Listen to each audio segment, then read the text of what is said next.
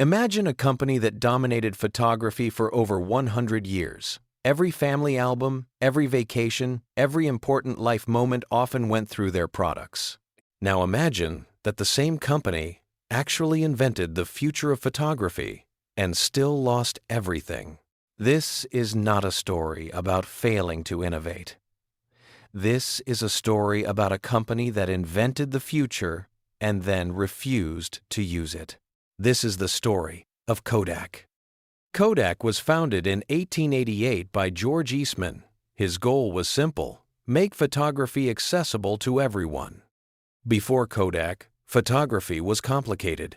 It required expensive equipment, technical knowledge, and long processes. Kodak changed that completely. They introduced simple cameras and film rolls that anyone could use. Their idea was simple: you press the button, we do the rest. And it worked. Photography became mainstream because of Kodak. For decades, Kodak wasn't just a company. It was photography itself.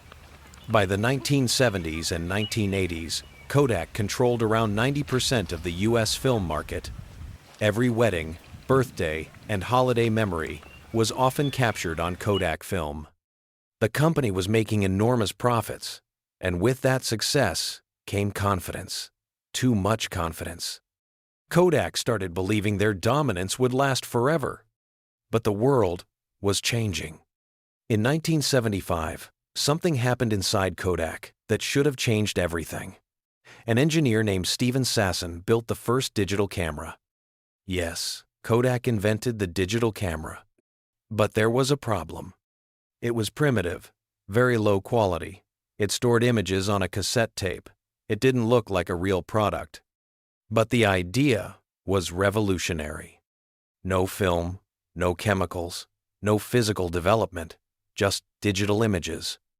And that was exactly the problem. Because Kodak didn't just sell cameras, Kodak sold film. Billions of dollars depended on film rolls and photo development. A digital camera threatened to destroy that entire business model. So Kodak made a critical decision. They ignored it. Instead of pushing the technology forward, Kodak focused on protecting its existing profits. They believed digital photography would never replace film. At the time, it seemed reasonable.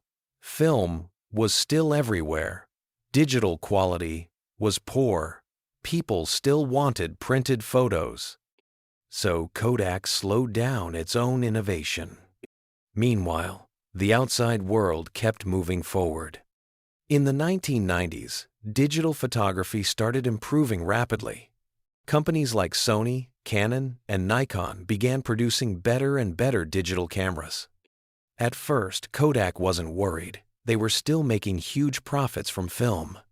But this is the most dangerous moment for any company. When decline has already started, but the money is still coming in. It creates the illusion that everything is fine. Kodak believed they still had time. They didn't. By the early 2000s, everything changed. Digital cameras became mainstream. Then, smartphones arrived. Suddenly, everyone had a camera in their pocket. No film, no waiting, no printing. Photography became instant and free.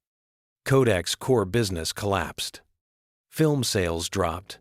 Photo labs closed. Entire product lines disappeared. The world didn't slowly move away from Kodak. It ran past them. Kodak tried to adapt.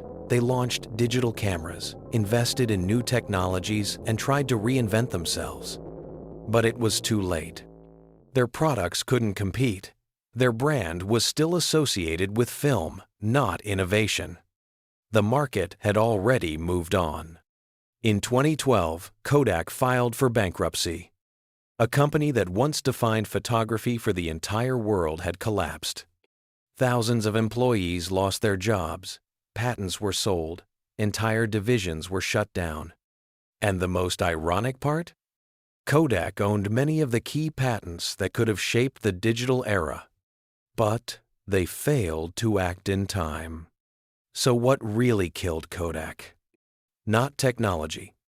Not competition, but fear. Fear of disrupting their own business.